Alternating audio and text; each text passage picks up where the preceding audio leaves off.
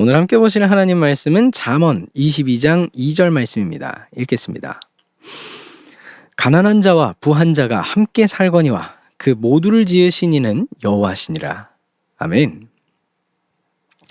이 세상에는 가난한 사람도 있고 부유한 사람도 있습니다.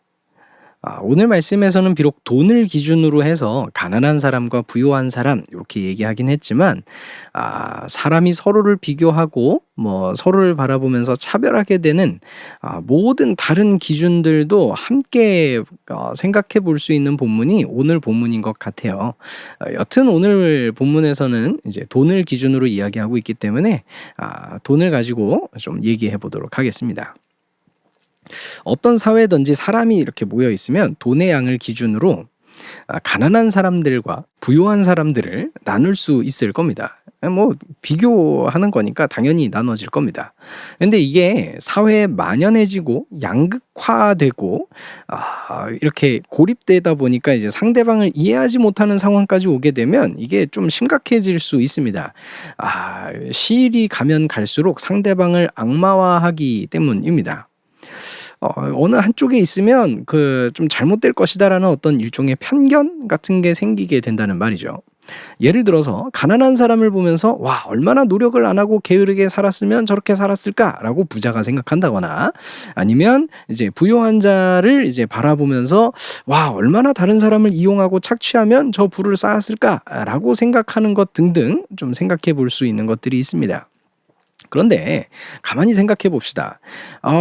그 가난한 사람 중에 정말로 노력 안 하고 게으르게 살아서 스스로 가난해진 사람이 얼마나 될까요?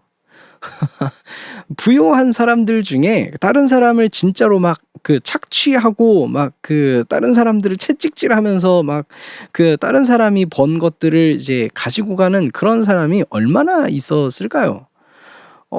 생각해 보면 그렇지 않은 사람들이 더 많을 겁니다. 어떤 카테고리로 사람을 분류하든지 사실 그 안에는 좋은 사람, 선한 사람도 있고 또 반면에 나쁜 사람, 악한 사람도 그냥 섞여 있습니다. 사람을 구분짓던 그런 기준들은 사실 그냥 사람을 손쉽게 구분짓기 위해서 눈에 보이는 것들을 기준으로 삼았을 뿐이지 경향성이 나타날지언정 사람의 선함과 악함을 구분하는 기준으로서는 쓰지 못합니다. 돈이 그렇고 다른 어떤 지위가 될 수도 있고 사는 지역이 될 수도 있고 성별이나 인종, 나이 이런 것들이 될 수 있겠죠. 근데 그 모든 것이 선함과 악함을 구분하는 척도가 될 수는 없습니다. 신앙을 가지고 있는 사람이라면 오히려 이렇게 생각해 볼 수 있습니다.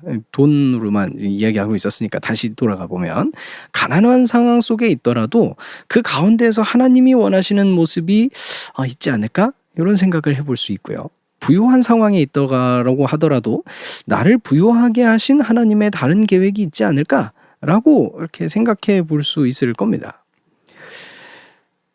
그러니 상대방을 차별하는 것, 이거는 좀 별로 좋지 않은 생각이 되는 것이죠. 그래서요, 사람을 구분짓고 가르치고 차별하고 싸우는 것, 이거는요 특히나 신앙에 있어서는 하등 도움이 되지 않습니다. 인간 사회에서 그 모두는 함께 섞여 있을 수밖에 없고 함께 살 수밖에 없고, 오히려 그 모두를 지으신 분은 하나님이시기 때문에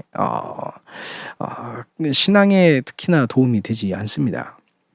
모든 사람의 상황을 하나님이 계획하셨다라고 단정 지을 수는 없지만 어떤 누군가는 좀 특별한 계획을 위해서 그 자리에 있을 수도 있고, 진짜로 그렇지 않다고 하더라도 각자에 대해서 하나님이 바라시는 신앙의 모습이 또 있을 겁니다. 그렇죠?